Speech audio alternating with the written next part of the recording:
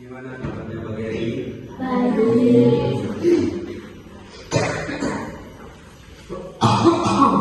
Sebelum baca doa, kita absen dulu. Kenyang.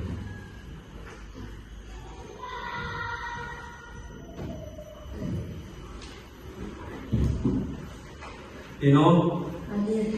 Zaki, Hadir. Andi, Hadir.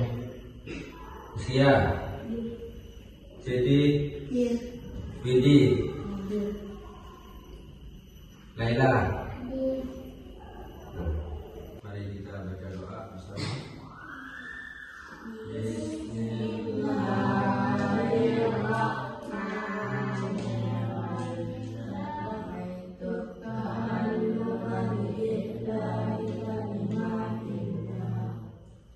Masih ada yang ingat dengan pelajaran minggu kemarin? Perwujudan nilai-nilai Pancasila dalam berbagai bidang hukum. Saya yang ingat?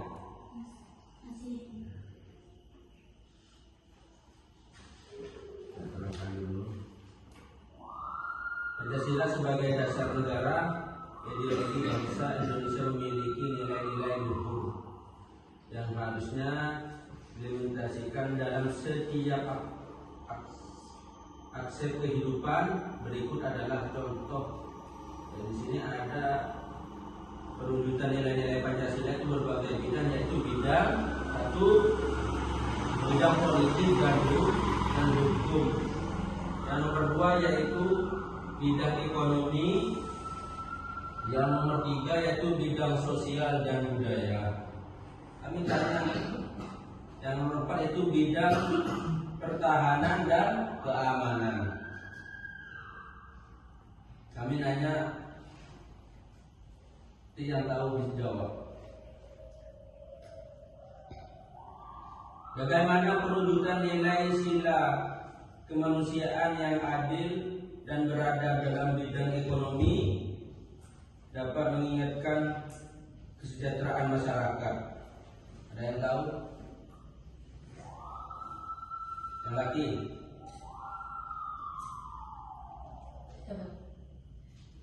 Apa? Perwujudan nilai Pancasila yang adil dan beradab dalam bidang ekonomi berarti menjunjung tinggi hak asasi manusia dan memberikan perlakuan yang adil bagi semua pelaku ekonomi. Soal kedua, mengapa implementasi nilai-nilai Pancasila dalam bidang politik dan hukum sangat penting bagi keberlangsungan negara Indonesia? Ayo, siapa yang berbual? Ayo, jelaskan. Implementasi nilai-nilai Pancasila dalam bidang politik dan hukum sangat penting bagi keadilan dan kesetaraan. Oke. Kita sekarang mendiskusikan bentuk kelompok, ya. Ini nanti yang akan diskusikan oleh kawan-kawan. Jadi siapa yang sekarang bentuk kelompok?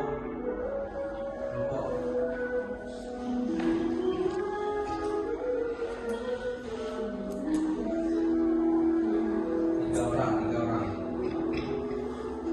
Ada kelompok A. Waktunya nanti. Ya.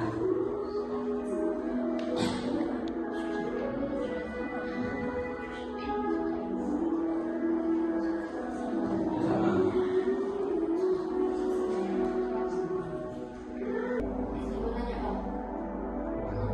Apa? Bagaimana perwujudan dan bidang ekonomi? Di situ ada sila 1. Itu sila 1, sistem ekonomi beretika, menghindari praktek merugikan ekonomi syariah. Itu contohnya. Yang nomor 2 yaitu lapangan kerja layak, upah adil melindungi hak kerja. 3 itu ekonomi kerakyatan, kerjasama ekonomi antara daerah daya seling nasional. Assalamualaikum warahmatullahi wabarakatuh. Waalaikumsalam warahmatullahi wabarakatuh. Kami akan mempresentasikan dari kelompok A tentang perwujudan dan bidang ekonomi itu ada 5. Satu, sistem ekonomi beretika menghindari praktik merugikan ekonomi syariah. 2, lapangan kerja layak, upah adil, perlindungan hak pekerja. 3, ekonomi kerakyatan kerjasama, ekonomi antar daerah, daya saing nasional. 4, sistem ekonomi partisipatif dan transparan, kesempatan yang sama melibatkan masyarakat. 5, mengurangi kesenjangan bantuan untuk masyarakat kurang mampu, pemerataan pembangunan. Contoh kontrak UMKM yang berkembang, program bantuan sosial, pembangunan infrastruktur di daerah tertinggal. Selidik 6, perwujudan dalam bidang sosial dan budaya. Contohnya ada 2. 1, menghormati keberagaman agama, dialog antara umat beragama, nilai spiritual. 2, nilai kemanusiaan, toleransi, gotong royong, menghormati dan individu, mencegah diskriminasi. Hanya ini yang kami bisa presentasikan. Kalau ada salah mohon maafkan. Assalamualaikum warahmatullahi wabarakatuh.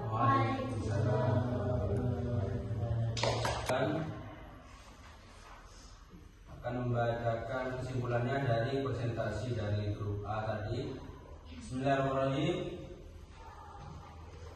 Yaitu di sini ada perwujudan dalam bidang ekonomi itu ada 5. Yaitu nomor 1, sistem ekonomi berkaitan menghindari praktik merugikan ekonomi syariah. Sekarang itu banyak sistem menggunakan alat-alat yang jahili. Yaitu yang nomor 2 yaitu lapangan kerja layak, upah adil, dan perlindungan hak pekerja. Nah sekarang itu zaman menggunakan alat yang tadi semuanya layak kerja itu semua. Yaitu ekonomi kerakyatan, kerjasama ekonomi antara daerah, daya saing ekonomi, maksudnya dari daerah ekonomi kerakyatan itu dikirim dari atasannya ke ekonomi kerakyatan, kerjasama ekonomi antara daerah. Adanya di sini daerah di Kuro dikirim dananya untuk apa? Kerjasamanya kerakyatan. Adanya nanti gotong royong memperbaiki jalan. Itu apa? Itu ekonominya itu disalurkan terhadap rakyat, orang yang sekitarnya. Yaitu nomor 4 yaitu sistem ekonomi partisipatif dan transparan, kesempatan yang sama melibatkan masyarakat. Ini kesempatan kita akan melibatkan masyarakat.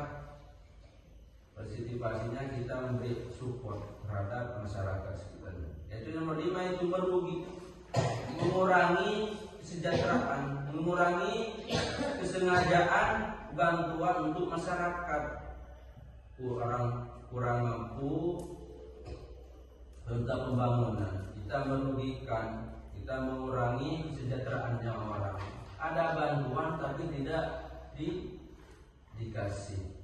Membantu untuk bantuan untuk masyarakat kurang mampu dan atau pemerataan pembangunan. Nah contohnya ternyata UMKM sini berkembangnya program bantuan sosial pembangunan struktur di daerah tertinggi. Kita akan menanyakan dari presentasi bagaimana cara melindungi hak warga negara dalam konflik bantuan kemanusiaan. Siapa? Wah, yaitu mempertahankan kedaulatan NKRI, kerjasama pertahanan, stabilitas, keamanan sosial. Mari kita doa.